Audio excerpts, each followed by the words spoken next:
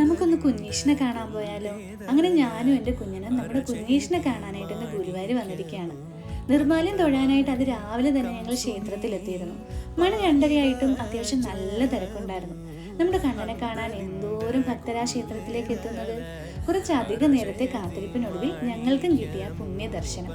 ഇവിടെ വന്ന് ഈ കണ്ണന്റെ മുന്നിൽ നിൽക്കുമ്പോൾ പറയാൻ വിചാരിച്ചിരുന്ന മനസ്സിലെ പരിഭവങ്ങളും പരാതികളും സങ്കടങ്ങളും ഒക്കെ അങ്ങ് മാഞ്ഞു പോകും.